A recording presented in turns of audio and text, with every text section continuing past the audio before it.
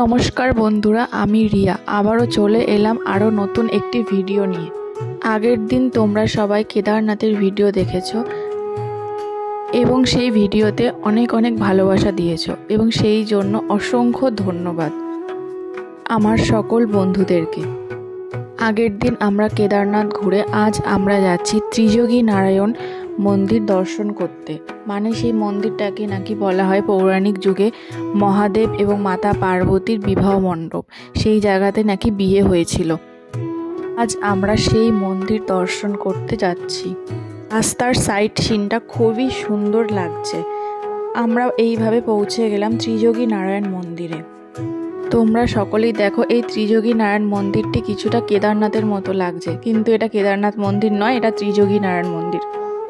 দেখো কতটা সুন্দর লাগছে মন্দিরটা দেখতে। আমরা মন্দিরে প্রবেশ করলাম এবং সেখানে পুজো দিলাম। দেখো এইটি হচ্ছে মহাদেব আর মাতা পার্বতীর বিবাহ কুণ্ড।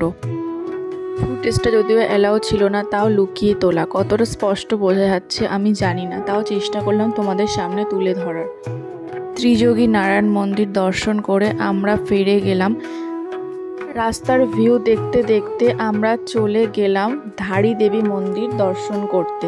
এবং এই মন্দিরটিকে বলা হয় যে এই 4 ধামের আদি দেবী, মানে ইষ্ট দেবীর মন্দির। তোমাদেরকে আমাদের সকল বন্ধুদেরকে দেখালাম।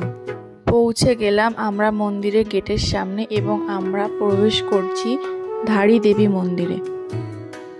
তোমরা অনেকেই জানো যে এই মন্দিরটি সম্পর্কে অনেক পৌরাণিক কাহিনী আছে।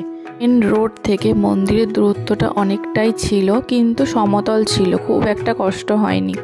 আমরা সেখানে পৌঁছে গেলাম এবং আমরা ডালা কিনে পুজো দিতে চলে গেলাম।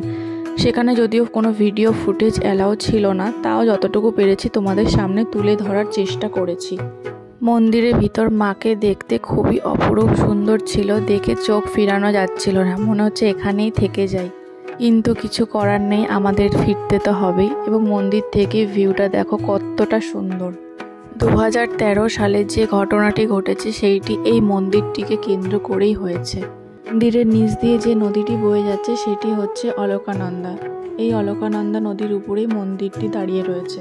আমার ভিডিও যদি তোমাদের সবার ভালো লেগে থাকে, প্লিজ দয়া করে একটু সাবস্ক্রাইব করে একটু পাশে থেকো এবং কমেন্ট করে জানিও। এই ছিল আজকের দিনের ভিডিও।